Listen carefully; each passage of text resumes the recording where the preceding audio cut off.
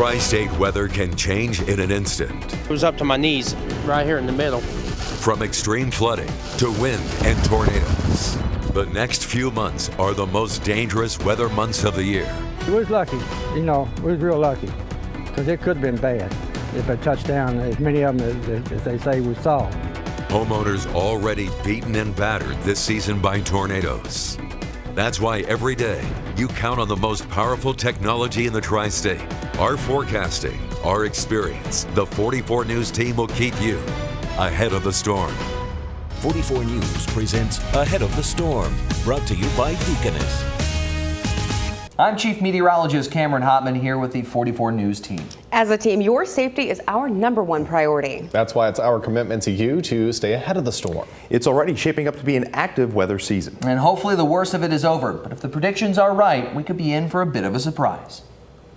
According to the Climate Prediction Center, this spring and summer we have a high likelihood of seeing an El Nino event, which is actually just the warming of the equatorial waters off the coast of South and Central America, which, believe it or not, doesn't sound like a whole lot of a big deal, but it is for the tri-state. Notice normally we have cool water off across parts of Central America, but normally with an El Nino event, you see warmer water shift eastward, and that does have an effect on the tri-state, believe it or not. In fact, what it normally leads to are quieter, severe weather seasons. Now, this is exactly what we see. Historically, we see quieter tornado seasons, less tornadoes, a little less, yes, but less significant amount of tornadoes occur not only across parts of the tri-state, but for parts of the Great Plains as well. And actually, that area tends to see a far lower amount not only of tornadic activity, but of hailstorms, which is normally a hotbed for this area. Notice between Dallas to Oklahoma City, a significant less amount of hailstorms actually occur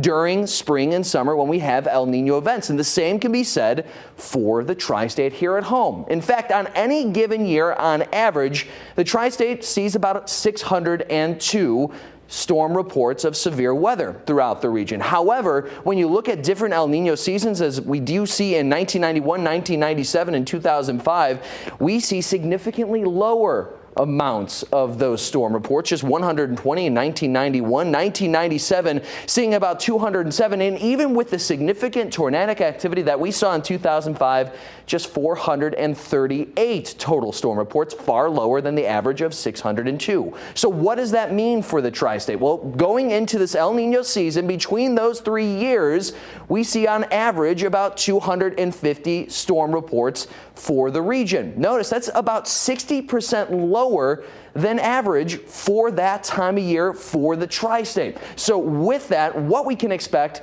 is, because there's the likelihood of an El Nino event for not only the tri-state, for the entire United States, we're looking at a historically quieter and tranquil 2019 severe weather season.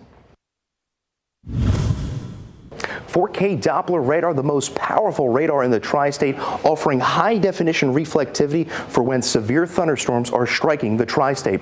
Also offering street-level viewing to letting you know when the storms are actually on your block. 4K Doppler radar has many powerful tools. Cam, why don't you tell us about some of the other tools? That's right, Chris. Not only do we want high-definition reflectivity when we're talking about that ability to track severe thunderstorms through the tri-state, but we also want to see how strong are the winds. Where are the winds moving, and is there any rotation associated with them? Our wind speed application here shows the ability, those bright greens on your screen right there, showing the damaging wind threat. In addition to that, we want to know where tornadic rotation is. The reds, the greens, the mixtures on your screen here as well, showing that tornado couplet. In addition to the rotation, the damaging wind threat, we can also keep a very close eye on not only the likelihood of hail, but the size of hail as well. Our hail detector here, you can also see the bright pinks, the dark purples on your screen, showing areas exactly where quarter-sized hail did indeed fall. So not only rotation, damaging straight line winds, but hail on top of it. And all of that mixes into the ability to dive actually into the storm, Chris. Our 3D capabilities here with the 4K Doppler radar on top of it. Why don't you break these down as well? Yeah, this is one of my favorite features. It actually shows you the height of the thunderstorm and how high it extends in the atmosphere, some 30 to 40,000 feet. Also, clearly depicted here is the actual wall cloud where you would get a tornado possibly forming. And in fact, this data actually showing that wall cloud gave birth to a confirmed tornado near Seabury on this date as well, showing all of the details, not only 3D, not only hail rotation and damaging winds, but all of it, keeping your family and you safe with the 4K Doppler radar, the most powerful radar in the tri-state. And the 4K Doppler radar allowed us to warn you about the 3 recent tornadoes that hit the tri-state. Those tornadoes were a painful reminder to survivors of the deadly 2005 tornado. A senior reporter, Veronica Duquette, shares one man's emotional story. Whenever you see a community turned into like a heap of garbage, that really sticks with you. Many things have stuck with Blake Feldmeyer since an EF3 tornado ripped through Eastbrook Mobile Home Park in 2005. The last time that I was here, everything was basically destroyed. Blake and his family lived there until he was 12 years old. If you look over here, this is where my dad's trailer used to be, and whenever we came here the next day to discover the wreckage, this trailer was completely gone, and it looks like they never really got anything back to replace it either. So it's kind of weird seeing it completely vacant and empty. The day before the tornado hit, they had just packed up almost all of their belongings to move into Blake's dad's girlfriend's house. And we were just planning on staying here that night, but she talked him into coming and staying with her that night, so we slept over there. A life-saving decision. Around 2 in the morning, minutes after a warning was issued, a tornado turned the mobile home park upside down, destroying a third of the trailers and leaving 20 people dead. Blake's dad woke him up an hour later to go see the damage. We walked across the field because they wouldn't let us in. That's when Blake got his first glimpse. Kind of looked like a war zone, honestly. Trash and debris everywhere. Sounds he'll never forget. There was a gas pipeline, I guess, that had burst, and it was just like a shrill, high-pitched squealing sound, and that's a sound that I don't think I'll ever really get out of my head. You could also hear people who are trapped underneath some of the rubble.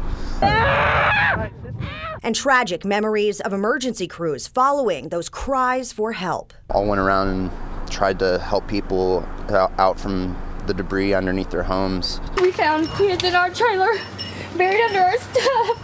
And that's also something that sticks with you as well. Even the unseasonably warm weather on that November day is unforgettable. Anytime that you feel a day that kind of feels like that, it just kind of takes you right back to that moment in time. 200-mile-an-hour winds that swept away people's lives. People that live here obviously aren't super high income, you know, all that they have is right here, and whenever something that you can't control comes and takes that away from you, it's tragic.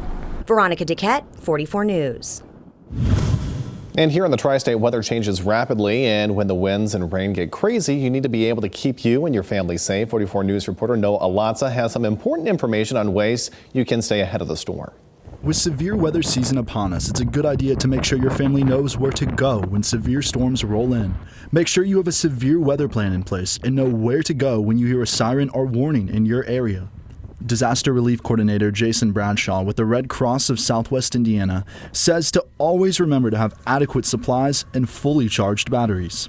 If you're in just a regular house, you want to go to a basement if there's a basement option. If not, you want to try and get on interior hallways or interior rooms, preferably rooms with no windows. If there's an interior bathroom, any small rooms are usually the best option. Bradshaw says that he recommends always going to the lowest level of the home or the structure and when severe weather rolls through. But if that isn't an option, then find one of these interior walls where you can seek shelter from the incoming storm. And lastly, the best place he says he recommends for people to go during severe weather is simply going to be the bathroom.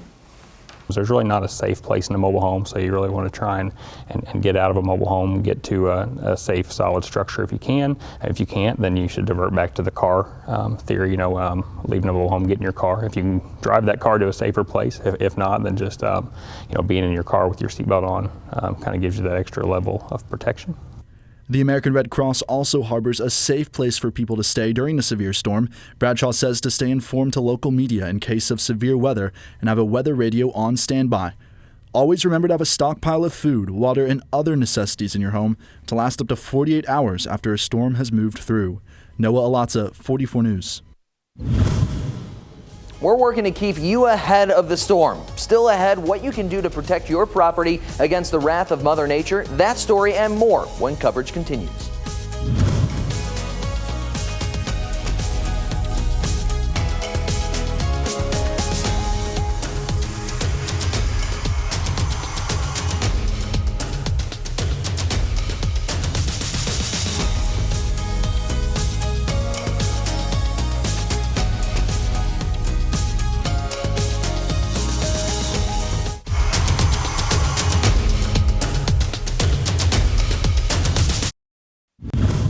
With stormy weather in our forecast, it is important to know how to stay safe during a thunderstorm.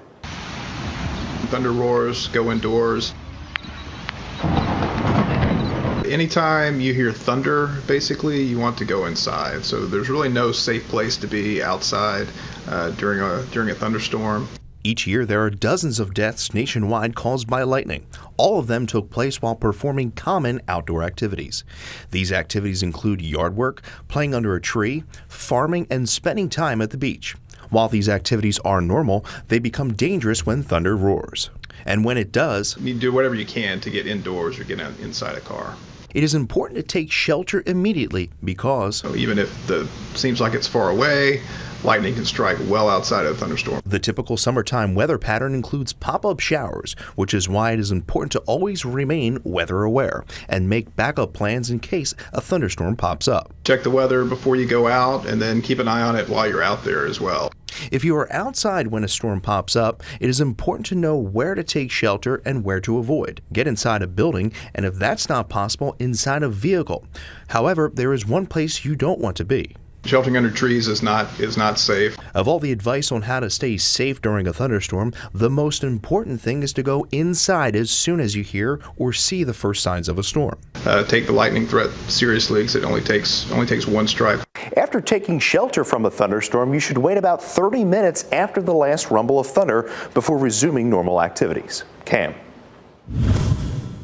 Thanks, Chris. That's great information. But still ahead, we are protecting property during a storm.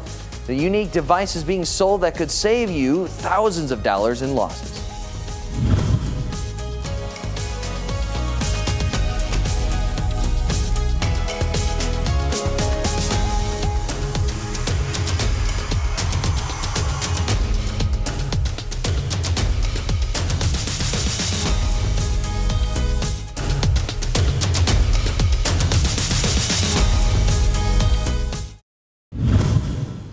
Well, each year, tens of thousands of homes in the tri-state are plummeted by hail. It hits the ground at speeds up to 90 miles per hour, and sizes typically range from pea size to softball size. As 44 News reporter Joellen Bukovac explains, there are always ways to protect your property and stay ahead of the storm. It was heart-wrenching, really.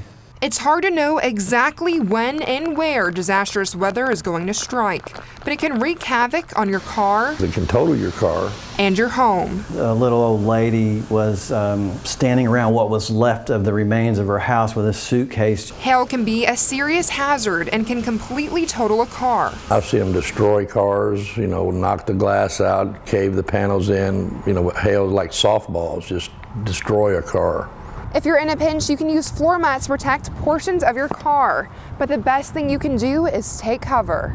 Put it in the garage or try to get underneath an overpass. If you don't have access to a garage, you can use this inflatable device to shield your car from the destructive hail. When storm clouds roll in, you'll also want to secure outdoor decor and furniture.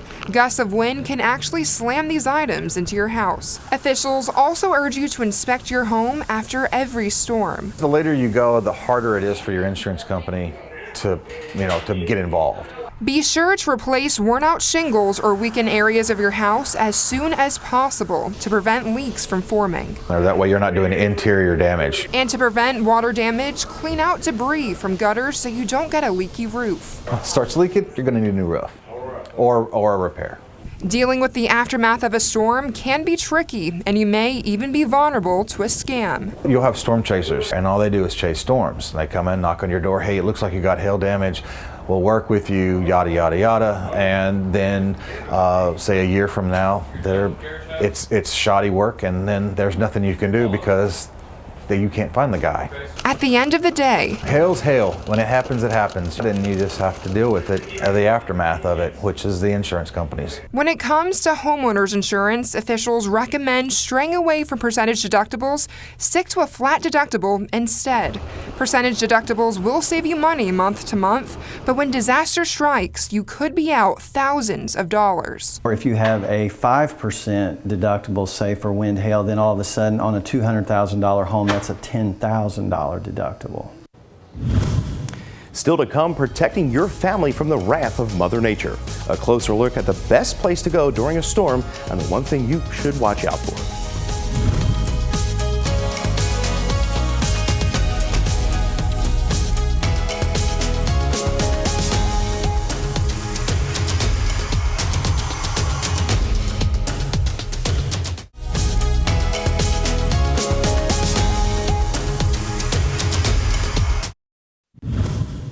It happens twice every year in schools. Tornado sirens across Indiana go off, and every student takes shelter at the same time during the statewide tornado drill. It's not the real thing, but it is a way to make sure that each and every student knows what to do in case of a real emergency. This is a sound you've probably heard many times. Tornado sirens warning us that severe weather is about to strike. Every year, right before tornado season ramps up, every single siren in Indiana is tested, giving officials a chance to fix any problems with equipment and schools a chance to practice their severe weather safety drills. It makes sure that we put the students in the safest possible place in the school to avoid injury in case we'd be in the path of a severe storm or a tornado. I think it gets our kids, accustomed to where they're supposed to go and when they're supposed to be there, and following directions, make sure we get kids where they need to be in an orderly fashion, and more importantly, to take these things seriously. These drills recently came in handy at Wood Memorial High School. In fact, this year we had one. The path was pretty close to us, about 6-7 miles away. The severe action plan was set in motion, but thankfully, this was just a close call. That's not always the case. In March 2012, an EF4 tornado ripped through Henryville Elementary School near Louisville. Surveillance video shows the terrifying moment the tornado touched down. It happened after school let out for the day, so the situation could have been much worse. If students would have been there, this is the hallway where they would have taken cover. That storm led many other Hoosier schools to search for even better ways to protect students. Like at this school in Crothersville, where every single window has been replaced with shatterproof glass. This keeps these windows completely structurally intact. So these windows, if you were to bust this window, it would spider, but the window would hold. So it essentially turns this into a solid door. Safety procedures that protect students inside the building. But there also needs to be a plan when students are outside and find themselves somewhere like a school bus. Making sure bus drivers know all safety procedures for moments like this.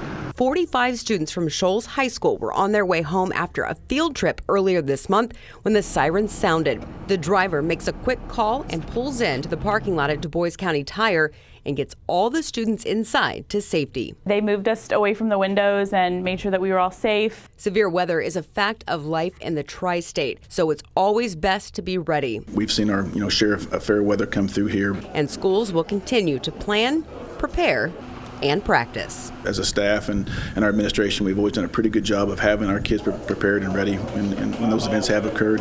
And I think that's something that we take a lot of pride in. Now, schools in Indiana are required to practice a severe weather drill every semester. Well, if you live in the tri-state, you've probably heard those siren warnings at least one time. They're meant to go off to warn people about imminent weather. 44 News reporter Megan DeVinti digs deeper into warning sirens and the process that goes into sounding them off. It's pretty important that you know that there's danger coming, and these sirens take care of that. Across the tri-state, the noise of the weather siren is anything but unfamiliar. These give a person an advantage to know that there's danger coming. It gives them a chance to take shelter, and especially It gives you a lead time to figure out where you're going to go and how you're going to be safe when the storm hits. In Vanderburgh County, 40 warning sirens are strategically placed for people who may be outside. We do have a lot of overlap in the city itself and around the schools. The sirens are set off by a warning from the National Weather Service and activated at county dispatch centers. In Davis County, there are 23 sirens, 27 throughout Hopkins County, and in Webster County, there are 20 warning sirens for severe weather and tornadoes. And anytime we have a severe storm warning or a tornado warning, those are activated. The sirens are updated every few years and regularly checked once a week to make sure they're actively working. On average, they run about 90 seconds long and are meant to alert people outside. The city sirens and the county sirens are independent systems. They're activated at central dispatch by the 911 dispatchers, and as soon as a warning comes in, they go on their screens and they trigger their sirens. A sign of impending weather. If you hear the sirens going off, it's not a regular scheduled test. You need to take action. It's critical to be alert, aware, and take the appropriate actions. Most of the time they need to be planning to take shelter. When that siren's going off, there's a danger coming. Megan DeVenti, 44 News. EMA officials say social media alerts and weather radios are just a few ways to stay updated with severe weather warnings. And you can always stay ahead of the storm by downloading our 44 News app. Thanks so much for watching 44 News. Stay safe.